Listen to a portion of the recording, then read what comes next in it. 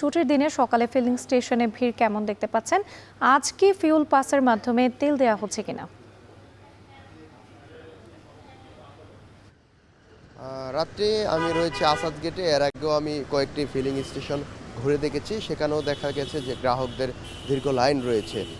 ভোর রাত থেকেই তারা লাইনে দাঁড়িয়ে তেল সংগ্রহের জন্য দাঁড়িয়েছেন এবং তারা যেটি আমাদেরকে জানিয়েছেন যে তাদের চাহিদা অনুযায়ী ফিলিং স্টেশনগুলো তেল সরবরাহ করছেন না এবং যে তেল দেওয়া হচ্ছে সেটিতে তাদের একদিন পরপরই লাইনে দাঁড়াতে হচ্ছে এবং তেল সংগ্রহের জন্য আবার পুনরায় লাইনে দাঁড়িয়ে ভোগান্তির শিকার হতে হচ্ছে। আরেকটি প্রশ্ন করেছেন যে ফুয়েল পাসের মাধ্যমে তেল সরবরাহ করছে কিনা ফিলিং স্টেশনগুলো। আমি জানিয়ে রাখতে চাই যে এ পর্যন্ত আমি যত 5 থেকে 6টি ফিলিং স্টেশন ঘুরেছি, এর মধ্যে বিজয় সরণিতে যে ফিলিং স্টেশনগুলো রয়েছে, ট্রাস্ট ফিলিং স্টেশন এবং আসাদ গেটে সোনার বাংলা যে সার্ভিস স্টেশনটি রয়েছে, এই দুটিতে ফুয়েল পাসের মাধ্যমে প্রাথমিকভাবে অকটেন সরবরাহ করা হচ্ছে এবং সর্বোচ্চ 1200 টাকার অকটেন দেওয়া হচ্ছে।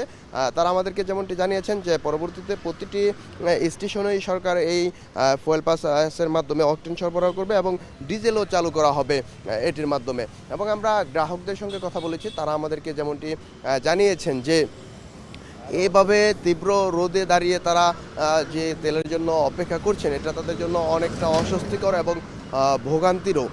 আর আমরা স্টেশন কর্তৃপক্ষের সঙ্গে কথা বলেছি, তারা সর্বোচ্চ অকটেন সরবরাহ করছে 1000 টাকার এবং ডিজেল দিচ্ছেন, কেউ দিচ্ছেন 3500, কেউ দিচ্ছেন 4000, এভাবে সর্বোচ্চ 5000 টাকার ডিজেল সরবরাহ করছে। এবং গ্রাহকরা বলছে যে সুষ্ঠু সমাধানের মাধ্যমে এই ফুয়েল সরবরাহ করলে তাদের ভোগান্তি অনেকটাই কমে আসবে এবং চাহিদা মতো তেল সরবরাহ করতে পারলে তাদের জন্য অনেকটাই স্বস্তিদায়ক হবে বলে তারা আমাদেরকে জানিয়েছেন। তো তেলের এই ছিল সবশেষ আমার কাছে রাত্রি। জ্বালানি